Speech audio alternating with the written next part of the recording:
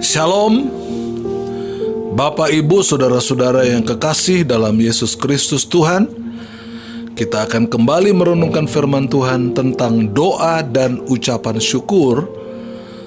Dan sebelum kita merenungkan firman Tuhan ini, mari kita berdoa.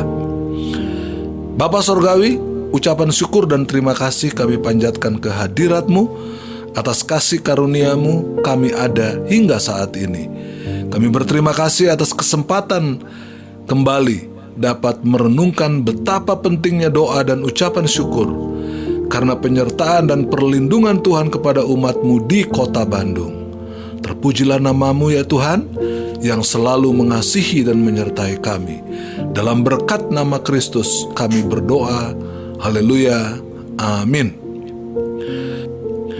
Pembacaan firman Tuhan terambil di dalam kitab 1 Timotius 2 ayat 1-4 yang berbunyi, 1. Pertama-tama aku menasehatkan, naikkanlah permohonan doa syafaat dan ucapan syukur untuk semua orang.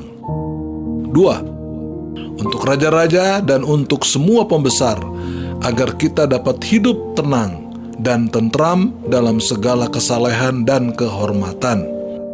3. Itulah yang baik dan yang berkenan kepada Allah, Juru Selamat kita. 4. Yang menghendaki supaya semua orang diselamatkan dan memperoleh pengetahuan akan kebenaran. Bapak, Ibu, Saudara-saudara yang dikasihi Tuhan, penting bagi kita untuk sungguh-sungguh mengerti kehendak Tuhan, menuntun setiap langkah hidup kita, sehingga kita berjalan bukan tanpa arah, tetapi berjalan dengan arah yang pasti. Sebab kita tahu apa yang Tuhan mau di dalam hidup kita, baik itu pribadi maupun kita sebagai umat Tuhan di negeri ini. Ada banyak orang bertanya, apa sebenarnya kehendak Tuhan dalam hidupnya? Bahkan ada orang bertanya, apa sebenarnya yang Tuhan mau dari gerejanya dan umatnya? Dari firman Tuhan yang baru kita baca dan dengar bersama-sama, kita menemukan satu petunjuk dan tuntunan yang paling sederhana, yang sebetulnya semua orang percaya bisa lakukan dalam hidupnya, yaitu berdoa. Kita ingat satu kisah yang ekstrim di dalam Alkitab, yaitu kisah Bileam pada Perjanjian Lama. Dia bertanya kepada Tuhan, apa kehendak Tuhan ketika dia mendapat tawaran untuk mengutuki bangsa Israel? Dia bertanya, Tuhan, apa yang Tuhan mau untuk saya lakukan? Padahal dia tahu bahwa bangsa Israel adalah bangsa pilihan Tuhan. Ketika utusan Raja Balak datang kepada dia dan meminta untuk mengutuki bangsa Israel, dia sudah berkata, tidak mungkin, sebab bangsa Israel adalah bangsa yang diberkati Tuhan. Artinya, secara teoritis dia sudah tahu, tetapi dia masih berdalih-dalih dan masih mencoba bertanya apa yang menjadi kehendak Tuhan, dan Tuhan sudah berbicara kepada dia, tidak boleh kau kutuki bangsa itu. Tetapi dia bertanya lagi, Tuhan, betulkah demikian? Beritahukan kepadaku apa yang Tuhan kehendaki yang harus saya lakukan. Padahal Tuhan sudah katakan apa yang Tuhan mau. Sampai klimaksnya, keledai yang ia tunggangi berbicara dalam bahasa manusia kepada Bileam. Tuhan berusaha menyadarkan Bileam. Dari kisah itu kita belajar bahwa sebetulnya berbagai petunjuk yang mudah ada di sekeliling hidup kita untuk dapat mengetahui kehendak Tuhan.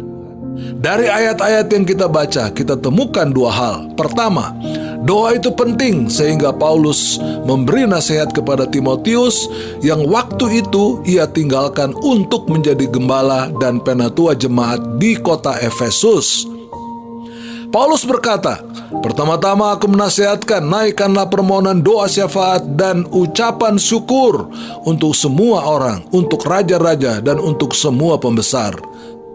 Berdoa bagi bangsa, berdoa bagi pemerintah, berdoa bagi pejabat-pejabat negara, berdoa untuk semua orang, berdoa untuk semua individu, berdoa untuk semua komunitas, berdoa untuk setiap agama, berdoa untuk setiap kelompok supaya anugerah Tuhan, kasih sayang Tuhan turun atas semua.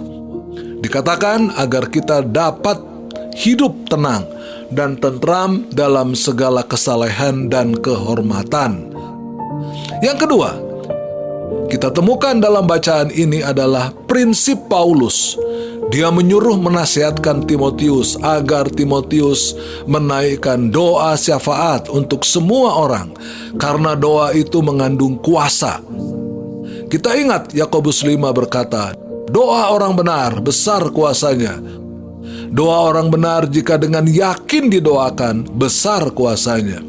Yakobus memberi contoh seorang nabi di perjanjian lama, yaitu Elia. Elia adalah manusia biasa, sebagaimana dijelaskan dalam Yakobus 5 ayat 15-18. Yang membedakan Elia dengan yang lain adalah dia telah sungguh-sungguh berdoa. Itulah faktor pembeda antara Elia dengan orang kebanyakan. Dia manusia biasa, tetapi faktor perbedaannya adalah dia berdoa dengan sungguh-sungguh. Sehingga ketika dia berdoa dengan sungguh-sungguh, Tuhan menutup langit 3,5 tahun, tidak turun hujan. Setetes pun air tidak turun di Israel. Pada waktu itu sesudah 3,5 tahun dikatakan lagi bahwa Elia berdoa dengan sungguh-sungguh. Lalu Tuhan membuka langit dan hujan pun turun kembali.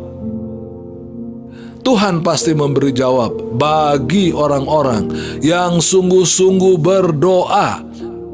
Dan juga kita perlu berdoa, berpuasa, merendahkan hati kita di hadapan Tuhan yang penuh dengan anugerah dan berkat itu. Mari kita menaikkan doa menurut kehendak Tuhan. Tuhan Yesus Kristus, pemilik alam semesta dan pemilik segala-galanya yang ada di muka bumi ini, akan senantiasa memberkati doa-doa kita sekalian, disertai dengan ucapan syukur yang melimpah-limpah. Terpujilah nama Tuhan. Haleluya. Amin. Mari kita berdoa. Puji syukur atas doa-doa kami yang Engkau dengar ya Tuhan. Ampuni segala dosa yang kami lakukan kepadamu ya Bapa Sorgawi. Terima kasih atas anugerah dan berkat yang Engkau limpahkan kepada kami di kota Bandung ini. Berkati semua aparatur pemerintah dalam menjalankan tugas dan pekerjaannya. Mereka mengatur dan mengurus kota ini, sehingga kami tetap dalam perlindungan-Mu ya Tuhan. Terpujilah nama-Mu ya Bapa. Dalam berkat nama Kristus Yesus, kami berdoa dan mengucap syukur. Haleluya. Amin.